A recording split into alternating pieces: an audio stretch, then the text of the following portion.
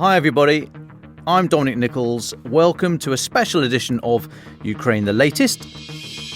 Мною принято решение о проведении специальной военной... This hideous and barbaric venture of Vladimir Putin must end in failure. Nobody's going to break us. We're strong. We're Ukrainians.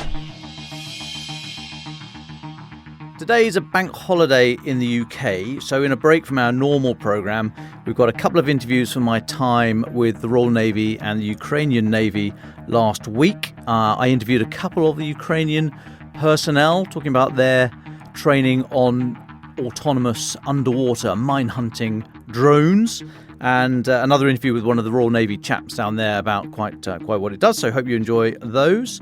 We'll all be back tomorrow as normal for all the normal service. So speak then. Hope you like it. Thanks for listening. I've come to a British naval base somewhere in the UK, I'm not allowed to say for security reasons, and I've been joined by Royal Navy personnel and Ukrainian Navy personnel talking about a capability that the UK will soon be gifting to the Ukrainian Navy. So I'll speak to the commander. Can you tell me what you and your men are doing here, please? So we are here to train about with Remus. This is like underwater drone. Remus is the underwater drone. Yeah. That's help like to demining in demining mission. That it's very important, crucial, important in Ukraine, and we'll try to do the best here to collect all necessary information how to use it, and try to reach all our training objectives. Why is it important? Because science will back in Ukraine will start immediately to use the same drone in Ukraine to demining like areas close to the port infrastructure and in other areas of our responsibilities. And as I understand it, the underwater drone Remus is able to look for mines. And speaking to another member of the team here, the other team leader, how difficult has it been to train on this new piece of equipment? The training is not really that difficult. Very interesting, quite interesting. The vehicle is rather complicated, but we had previous experience working in similar field and very similar machines. It's easier for them to understand that system, the Remus machine.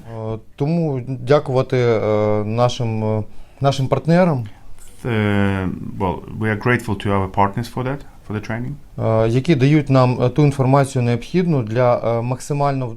We are really grateful for the information we are given and training we are given regarding the machine capability, programming. And in the future, which can be used looking for the mines. How does it operate? Do you need a diver in the water with the vehicle? Для роботи водолаза, для роботи Ремуса не потрібні водолази, не потрібні. No, it doesn't require for the scanning. It doesn't require the diver. It's working independently. It's doing the mission, then it's recording whatever they scan underwater, then we reviewing what's been scanned, and then if anything was found, we either using the divers or we using the Seabotics, another drone, to figure out what's inside there, what's on the bottom. And the other drone or the diver would then fix an explosive charge to destroy the mine? На якій тримається міна? Diver or drone or other drone would cut the ropes or chains the mine is attached to, and then the other boat either exploding it or just shooting it with the guns. And will this be used just to clear mines from ports, or can it also be used to look for Russian submarines and other equipment under the water? This equipment can be used for the object which on the waterbed, on not very deep, on rather shallow water, and it's not suitable for looking for the Russian submarines. How important is this capability to the Ukrainian Navy? It's very important because we are thinking about our next mission and our strategy. So current situation is very difficult, but we'll see what will be happened after the war. And our announcement that we'll need at least 10 years to clear all our regions. but it's the current situation. But the war is still in the progress, so it's very important for peace life, for commercial shipping, for just for peace life. It's like it's about the life of our civilians who just for civilian ships, and it's very important mission in the current situation for sure. But in next years, next years, we'll need to know how to do this, and we just pretty understand how it's important, like for peace life.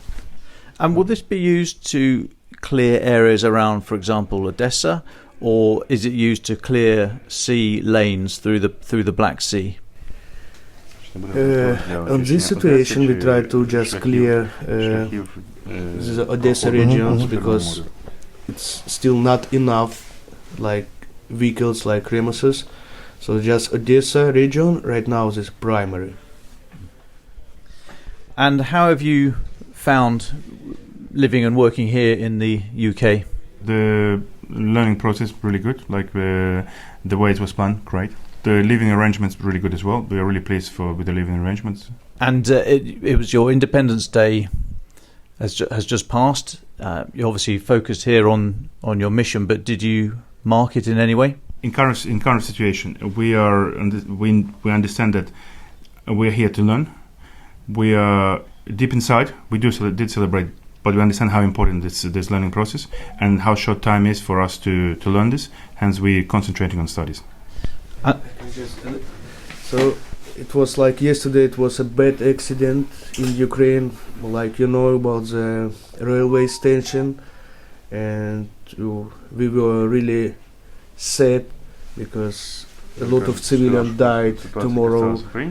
We try to celebrate in our souls, but we still part of our Ukrainian community. It doesn't matter even we here in United Kingdom or in Ukraine. So we still like that yesterday accident just hurts our souls. And how does your team feel about being able to take this capability back and use it in the war? We really appreciate to the government of United Kingdom, and we just want more and more because we just pretty understanding the scale of our mission. So this mission is important, but Remus, this is good, but crew who just supported this mission, it's also more important. Like, so we are willing for more Remuses, and we just really appreciate if will mission like this just be more and more. And how do you feel about Russia mining your ports and stopping the safe flow of civilian traffic? Росія країна-терорист, тому яке може бути відношення? We see Russia as a terrorist country. Автономної Республіки Крим. Hence we're going to be fighting to the full victory until we're going to return our Crimea territory, all our territories. Donetsk and Lugansk. Donetsk and Lugansk as well. We are very lucky in that our podcast is listened to widely in your country. What message do you have for your countrymen? What can I say to Ukrainians in Ukraine? As my family is there and my close in Ukraine, please be patient. Victory is going to be with us. Thank you very much.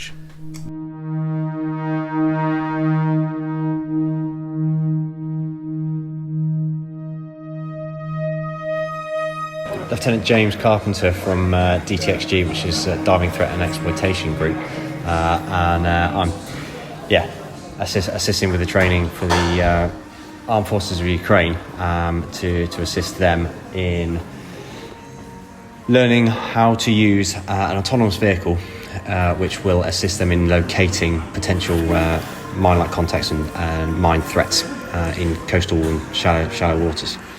Why do you need autonomous mine hunters if you've got divers? Surely the human is better than a machine at doing this job.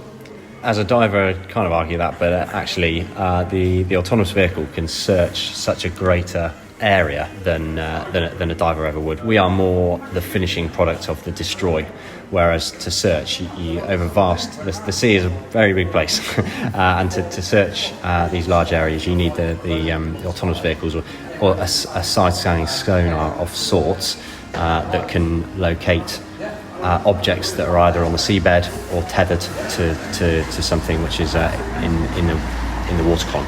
The general consensus of the public of mines are your tethered ones with big horns on and stuff like that.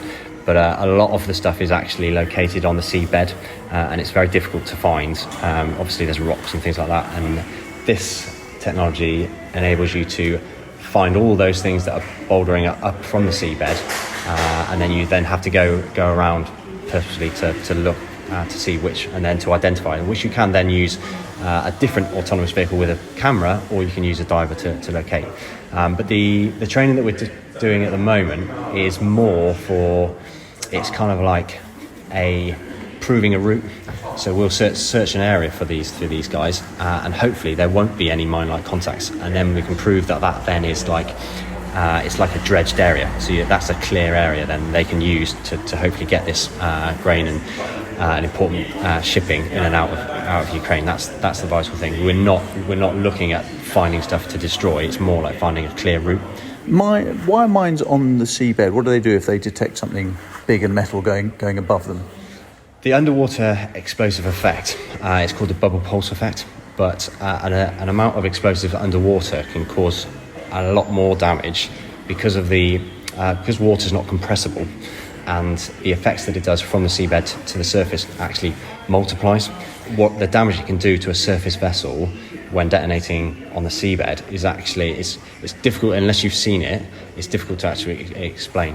But it's not like the mine then detaches itself from the seabed, floats up and hits the vehicle. It explodes on the seabed. On the seabed, yeah. And it's the pressure wave that then rises. Yeah. That damages the. And it will. It's known as kind of like it can break the back of ships from the bubble pulse effect, as I said, that will come from the seabed to the surface. Because it effectively blasts the water out of the way, and the ship is momentarily suspended under its own weight. Is that right? Kind of, yeah. The explosion goes off and the out of air. It's expanding, but as well as, so when you come from, similar to a pack of crisps in your airplane that expands, so that's expanding as it's going to the surface as well, so it multiplies the effect of it, and it can just be quite catastrophic really for shipping, especially in waters around about the 100-metre coastal waters. There also are tethered mines which have contact kind of horns on them, which is quite rudimental. Just if the ship hits it, that will then detonate, and it will be in close proximity and cause damage that way as well. Yeah. So tell me a little bit about Remus, the autonomous vehicle. And before we go any further, do I have to keep calling it autonomous vehicle? Is there like a swear jar around here that if I say the word drone, I have to put... No, I don't.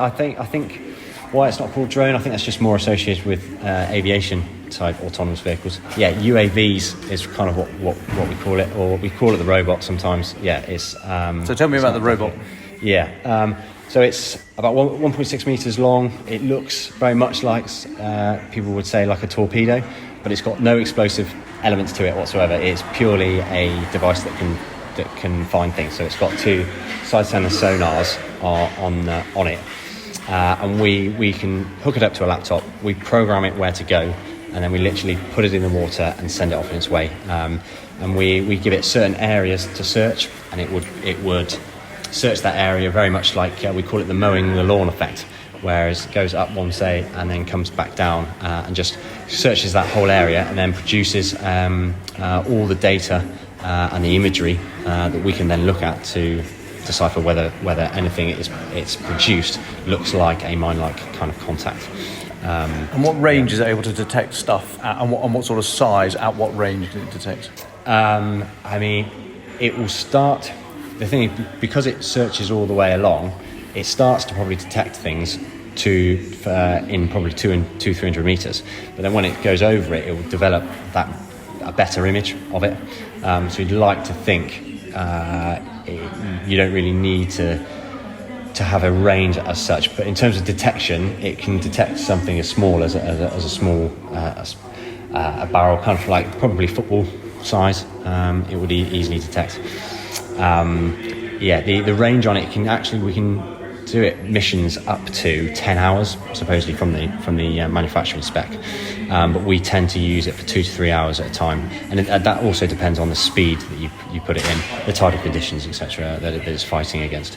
And it's under its own power. It's not tethered to the ship. At all. No, it's like built-in batteries. And is this mainly for coastal water, so shallow water? I wonder if it's what depth can it go to, or if it's classed to deal with coastal waters, which is less than 100 metres. So this is the Remus 100, and its max depth is 100 metres.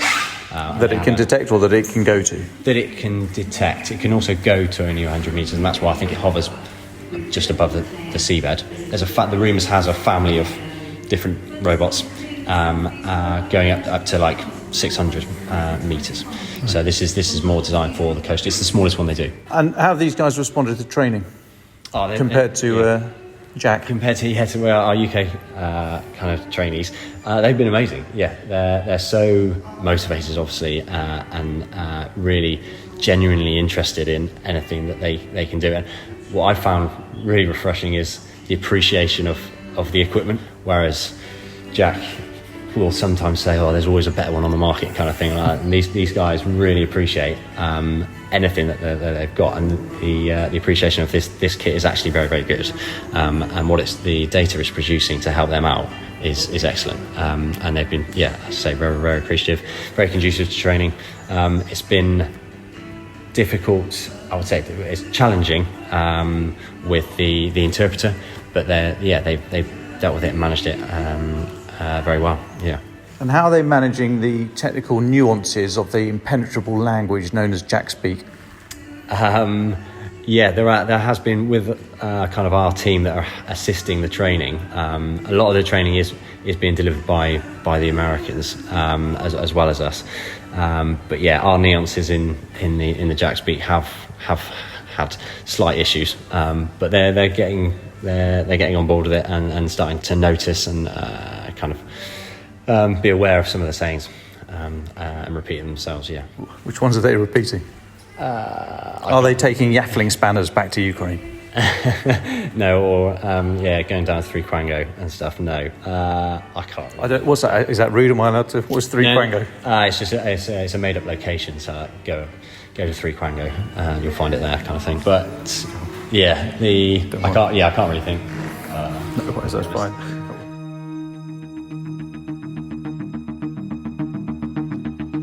Ukraine the Latest is an original podcast from The Telegraph. To stay on top of all of our Ukraine news, analysis and dispatches from the ground, subscribe to The Telegraph. You can get your first 30 days completely free at telegraph.co.uk/audio. And sign up to Dispatches, our Ukraine newsletter, which brings stories from our award-winning foreign correspondents straight to your inbox.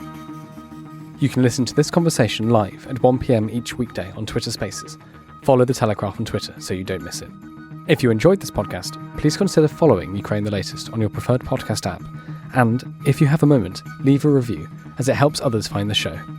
You can also get in touch directly to ask questions or give comments by emailing podcasts@telegraph.co.uk. We do read every message, and we are especially interested to hear where you are listening from around the world. Ukraine the Latest is produced by Louisa Wells and Giles Gear,